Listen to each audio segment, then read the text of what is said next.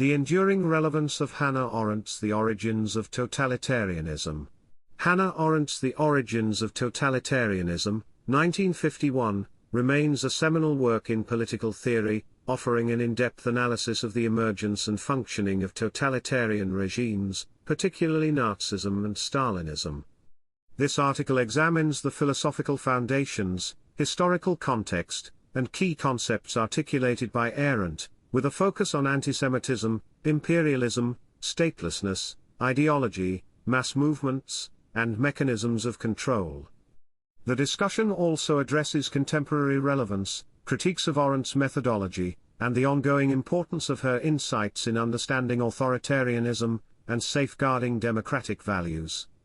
In The Origins of Totalitarianism, Arendt provides a comprehensive examination of totalitarian rule as a novel and distinct form of political domination. Drawing on historical, philosophical, and socio-political analysis, she constructs a theoretical framework that identifies the preconditions and mechanisms by which totalitarian regimes emerge and sustain themselves. Her reflections, shaped by personal experience and intellectual engagement, offer critical tools for analyzing the persistent threats to liberal democratic institutions. Philosophical foundations and historical context.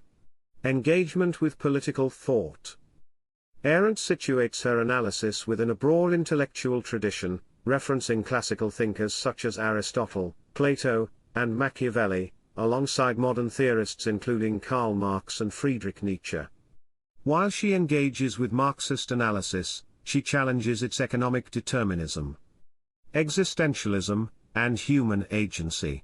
Influenced by existentialism and phenomenology, particularly the work of Martin Heidegger, Arendt underscores the importance of human freedom and action. Her philosophical orientation rejects reductionist interpretations of history, instead affirming the contingency and responsibility inherent in political life. Post-war context. Written in the wake of World War II, the book reflects Arendt's direct encounters with the atrocities of the Nazi regime and her observations of Stalinist purges. These historical experiences inform her urgent inquiry into the conditions that make totalitarianism possible.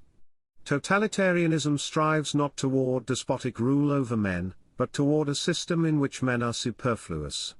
Key components of totalitarianism. Antisemitism as a structural foundation. Arendt begins with antisemitism, treating it not as mere prejudice but as a socio-political structure that facilitated the rise of totalitarianism.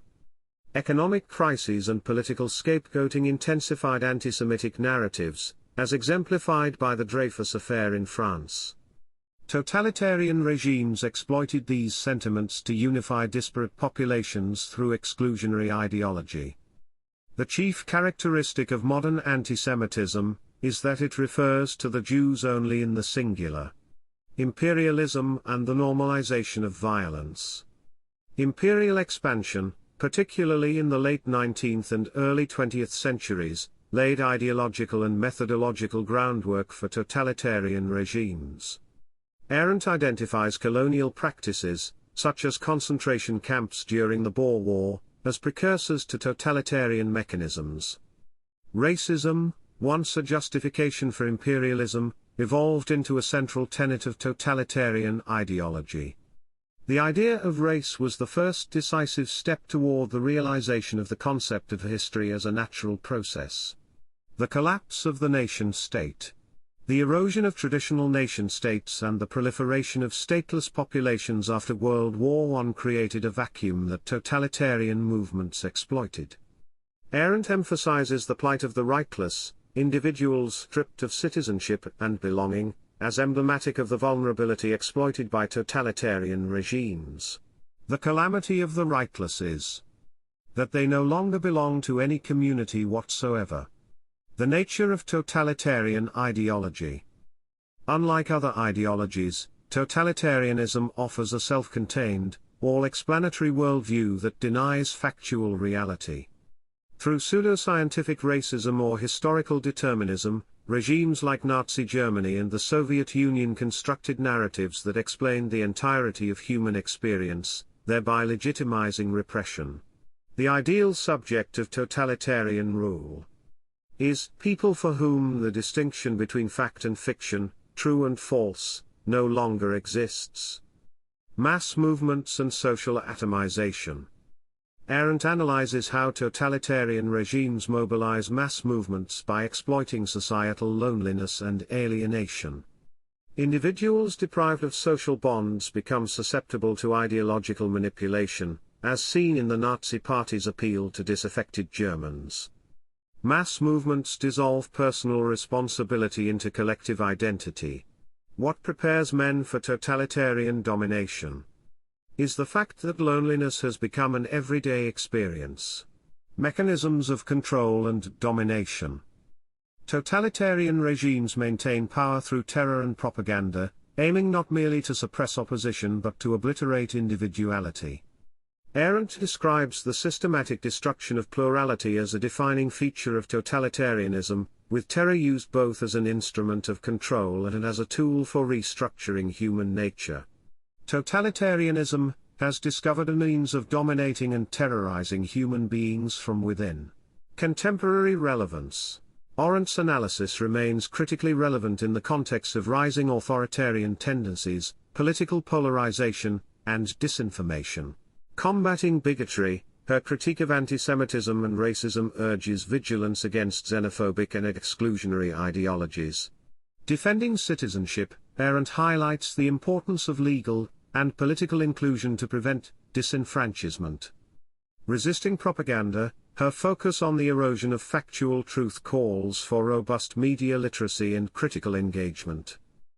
Fostering community, recognizing alienation as a precursor to totalitarianism, she advocates for inclusive and participatory public spheres. Criticisms and debates. Despite its enduring impact, The Origins of Totalitarianism has received several critiques. Overgeneralization. Critics like Zbigniew Brzezinski argue that Arendt conflates Nazi and Stalinist regimes, minimizing their differences. Ambiguity of ideological role. Claude Lafort and others question whether Arendt underestimates the genuine belief in totalitarian ideologies. Neglect of economic factors. Some scholars argue that Arendt's emphasis on ideology sidelines critical economic drivers such as class struggle. Elitist conception of politics. Her valorization of the public sphere has been critiqued for privileging elite participation over marginalized voices. Eric Vogelin critiqued Arendt's rejection of the spiritual or religious dimension in totalitarianism, arguing she neglected its political religion aspects. Poisat, 2018.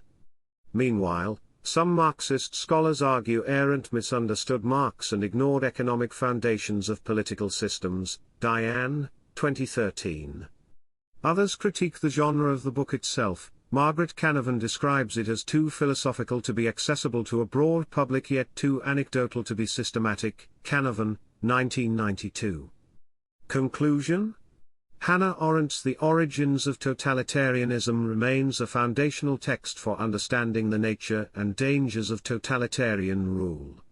By tracing the interplay of ideology, institutional collapse, and psychological manipulation, Arendt offers a powerful lens for interpreting past and present threats to democracy. While aspects of her work remain contested, its core insights continue to inform contemporary discourse on political power, freedom, and human dignity. Don't forget to like and subscribe if you found this overview helpful and want to stay updated on future content exploring sociology, philosophy, and social theory.